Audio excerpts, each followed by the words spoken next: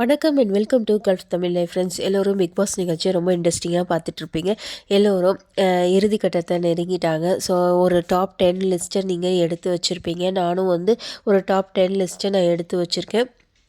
அதான் நான் உங்களோட இன்றைக்கி ஷேர் பண்ண போகிறேன். உங்களுக்கு பிடிச்சிருந்தால் லைக் பண்ணுங்கள், இல்லைனா உங்களோட லிஸ்ட் என்னன்னு நீங்கள் எனக்கு ஷேர் பண்ணுங்கள். எனக்கு ஃபஸ்ட்டு பவித்ரா ஜனனி பிடிச்சிருக்கு. ஏன்னு பார்த்தீங்கன்னா, அவங்க என்ன சொல்லணும்னு நினைக்கிறாங்களோ ஷார்ட்டாக சொல்கிறாங்க. மற்றவங்கள மாதிரி வளவலன்னு பேசுகிறதுல இந்த கேப்டன்சி டாஸ்கில் அவங்களோட ஹானஸ்ட் எனக்கு பிடிச்சிருந்துச்சு. முத்து விட்டு கொடுத்தது நமக்கு வேணாம் அப்படின்னு சொல்லிட்டு அவங்க ஃபீல் பண்ணுறாங்க.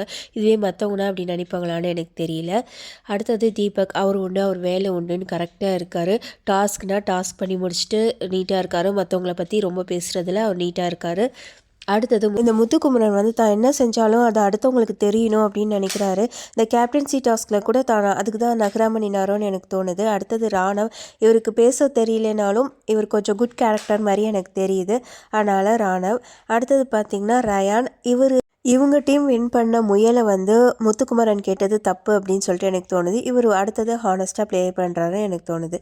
அடுத்தது பார்த்திங்கன்னா சௌந்தர்யா, இவங்க டோட்டலாக ஒரு டிஃப்ரெண்ட் கேரக்டரு. இவங்க பண்ணுறது பேசுகிறதெல்லாம் ஓரளவுக்கு எனக்கு பிடிச்சிருக்கு. அடுத்தது பார்த்திங்கன்னா ஜாக்லின், அருண், இந்த மஞ்சரி, இவங்களெல்லாம் எந்த லிஸ்ட்டில் வைக்கிறதுனே எனக்கு தெரியல. இருந்தாலும் இவங்க ஓகே.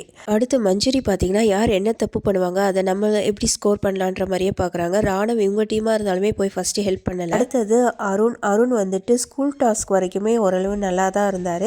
அடுத்தது ரொம்ப மார்க்கிங் பண்ணுறது சத்தமாக இருந்தது, அது மட்டும் குறைச்சிட்டாருன்னா ஓகே தான். அடுத்தது ரஞ்சித் சார், இவரை எந்த லிஸ்ட்டில் வைக்கிறதுனே தெரில. இவர் நல்லவரா கெட்டவரானு இது வரைக்குமே கண்டுபிடிக்க முடியல.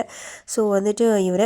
அடுத்தது பார்த்திங்கன்னா விஷால், அன்ஷிதா, ஜெஃப்ரி, இவங்க 3 பேருமே இன்றைக்கி எலிமினேட் ஆகி போனாங்கன்னா கொஞ்சம் நல்லாயிருக்கும்னு தோணுது.